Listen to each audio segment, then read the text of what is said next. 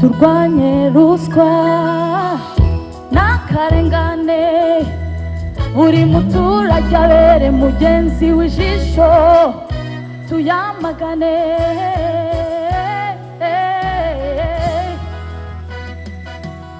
Dushime imiyoborere myiza dukesha guverinoma y'ubumwe bw'abanyarwanda, yadushiriyeho inzego zitandukanye. Ni mu bihugu byinshi ikibazo cya ruswa kivugwa ko gica ibintu kandi kibangamira iterambere ry'igihugu, ari nayo mpamvu ibihugu bihitamo gushyiraho ingamba zihariye zo kurwanya ruswa.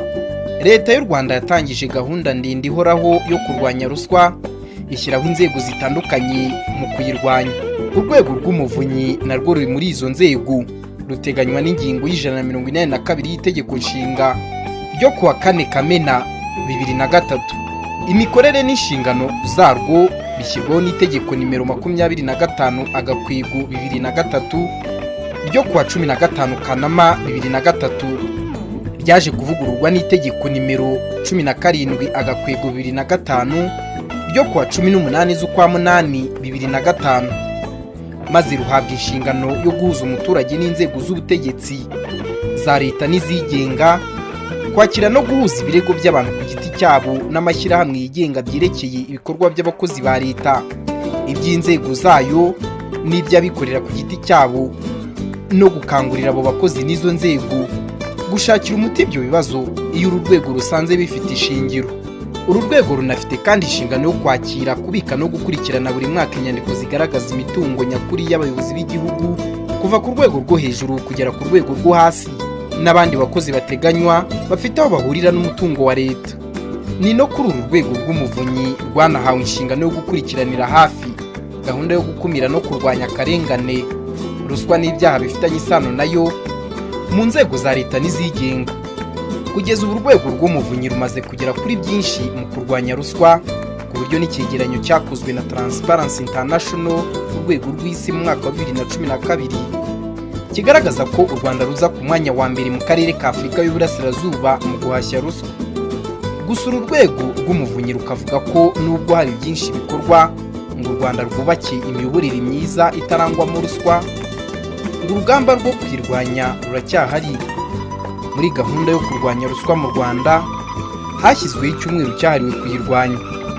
Iki cyumweru kikaba ngarukamwaka hasobanurirwa abaturage ububi bwa ruswa ndetse banashishikarizwa kugira uruhare mu kuyirwanya. Turwanye ruswa n'akarengane, buri muturage abere mugenzi w'ijisho tuyamagane. Muri gahunda y'icyo cyumweru nanone harimo ko urwego rw'umuvunyi rutegura amarushanwa ku miyoborere myiza no kurwanya ruswa akorwa n'uturere twose, maze uturere duhize utundi tugahembwa. Iki cyumweru kikaba mu kwezi kwa 12 buri mwaka, kikarangizwa n'itariki ya 9 igihe isi yose iba yizihiza umunsi ngarukamwaka wo kurwanya ruswa. Mu cyumweru cyahariwe kurwanya ruswa mu Rwanda cyo mu mwaka wa 2012 cyatangirijwe mu karere ka Gisagara tariki ya 5 Ukuboza 2012, kubera ko ariko kabaye akambere mu marushanwa yo guteza imbere imiyoborere myiza no kurwanya ruswa n'ibindi byaha bifitanye isano nayo yari yateguwe n'urwego rw'umuvunyi mu mwaka wa 2011. Icyumweru cyo kurwanya ruswa mu mwaka wa 2012 cyabereye ku nshuro ya mbere mu Rwanda nk'igihugu gikataje muri gahunda zo kurwanya no gukumira ruswa n'akarengane. Ni mu birori byari byitabiriwe n'abahagarariye ibihugu byabo bashinzwe kurwanya no gukumira ruswa mu bihugu bitandukanye ku mugabane wa Afurika, ndetse n'abandi bakuriye inzego zitandukanye zikurikiranira hafi iki kibazo cya ruswa. Abahanga bagereranya n'imiyoborere myiza nk'ingabo zihora zihanganiye ku rugamba. Zimwe muri izo ntumwa harimo izaturutse mu bihugu bya Afurika nka Sudani y'Amajyepfo, igihugu cya Uganda, Afurika y'Epfo, Misiri, Burundi, Senegal ndetse na Kenya. Harimo kandi n'abahagarariye Transparency International, komisiyo y'umuryango w'abibumbye ishinzwe ubukungu muri Afurika, United Nations Economic Commission for Africa, n'inama ngishwanama kuri ruswa ya Afurika yunze ubumwe, African Union Advisory Board on Corruption, n'inama ngishwanama kuri ruswa ya Afurika yunze ubumwe, African Union Advisory Board on Corruption. Nk'uko mwabyumvishe ko iki cyumweru cyatangiriye mu karere ka Gisagara, ni ku nshuro ya gatandatu iki cyumweru kizihijwe, aho umubare munini w'abaturage bo mu karere ka Gisagara bitabiriye iyi gahunda hifashishijwe imivugo, indirimbo, amakinamico n'imbyino. Abaturage ba Gisagara ngo byabafashije gutanga ubutumwa bwihariye bwo kurwanya ruswa. Abaturage bo muri aka karere bakavuga ko hari aho bavuye n'aho bageze, ari nayo mpamvu ngo nk'abaturage bahisemo kwifatira ingamba. Twari tumaze kubimenya, nta muntu wari ukitanga kubera ko n'abayobozi baduhaye nomero ngufi tuzaya tubahamagariraho. Ubu twari tumaze kubyanga, ariko noneho haraje, noneho harushijeho, noneho kubisansabiriza, noneho ku buryo ari byiza pe, nta uzongera kutubeshya. Urwego rw'umuvunyi rwo rukavuga ko uturere tugenda twubaka ubushobozi bwo kurushaho gukumira ruswa ku bufatanye n'abaturage batwo. Uwakoze neza rero ngo agomba kujya bishimirwa. Umuvunyi mukuru Madamu Cyanzayire Aloysia arashimira abaturage ba Gisagara ko hari aho bavuye n'aho bageze mu rugamba rurerure rwo kurwanya ruswa. Twateraniye muri aka karere kandi kugira ngo dushimire abaturage b'akarere ka Gisagara hamwe n'ubuyobozi bwabo, uko mu marushanwa yo kurwanya ruswa no guteza imbere imiyoborere myiza urwego rw'umuvunyi rukoresha buri mwaka mu turere twose tw'igihugu, Gisagara ihora mu turere tuza ku isonga. Yabaye iya mbere mu mwaka wa 2009 ndetse n'umwaka wa 2011, ibi ya kabiri mu mwaka wa 2010. Banyagisagara rero mwese mukwiye kubishimirwa, nkaba mbifuriza guhora muri indashyikirwa ndetse n'intangarugero y'ubucuruzi. Ibigwi byanyu mu by'ukuri ni nabyo by'u Rwanda kandi bigera no hanze y'imbibi zabo. Urugero rwa hafi nabaha ni amagambo yavuzwe n'umudepite w'umuryango w'ibihugu bya Afurika y'Iburasirazuba uturuka mu gihugu cya Kenya, ubwo yaje mu Rwanda ayoboye intumwa z'iyo nteko zadusuye mu kwezi kwa 10 k'uyu mwaka. Akaba yaragize ati, Abanyarwanda muri aba mbere mu kurwanya ruswa muri Afurika y'Iburasirazuba.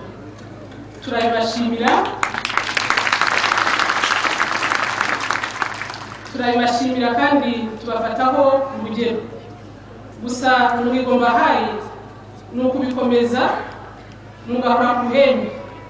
Akaba ari nako yabyanditse mu gitabo cy'abashyitsi cy'urwego rw'umuvunyi. Icyagaragaye muri iki cyumweru ni uko buri karere gafite umwihariko mu kurwanya ruswa, aho buri karere kagira mu guhanga udushya tugamije gushishikariza abatanga, abakira n'abarya ruswa ububi bwayo ndetse n'ingaruka ishobora kugira ku bukungu bw'igihugu. Umuyobozi w'akarere ka Gisagara Bwana Karekezi Leandre yagarutse ku dushya akarere ayoboye kashyizeho. Ikindi navuga gitanga amanota menshi ni ugushaka agashya gukora kajyana mu kurwanya ruswa n'akarengane. Noneho ibyo byo bisaba ko navuga ko umuyobozi yicara agatekereza akavuga ngo nakora iki kugira ngo mbashe kurwanya ruswa n'akarengane aho nyobora, hanyuma ugahimba agashya. Aho gashya rero akenshi kagira amanota 20 mu gihe ibindi biba bifite amanota 1, 2. Mu karere ka Gisagara utwo dushya twagiye tuba twinshi kuko nk'uko wabivugaga ni inshuro ya 4. Mu nshuro enye zose twaje mu turere 3 twa mbere. Twagiye rero duhanga udushya dutandukanye, harimo nk'urwego rw'impuruza mwumvise nigeze kuba mvugaho, ni abaturage b'inyangamugayo batorwa n'abandi, ndetse twagiye duhana telefone hanyuma bagakurikirana ibibera iwabo ku mudugudu. Haba hari ikintu gishaka kugaragaramo akarengane cyangwa ruswa, kenshi abaturage baba bizeye bakagenda bakamwongorera agatanga amakuru. Wenda umuturage atashoboraga wenyine kwitangira amakuru ku buryo bwihuse, hari telefone itishyurwa twashyizeho abaturage bahamagaraho kugira ngo batange amakuru haba hagaragara ruswa cyangwa akarengane. Izo komite ngishwanama nk'uko twazishyizeho twebwe, abandi basanga ziri ku rwego rw'akarere naho zitanakora neza, ariko twe tumaze kugera no ku rwego rw'akagari, hari naho twamaze kugera ku rwego rw'umudugudu.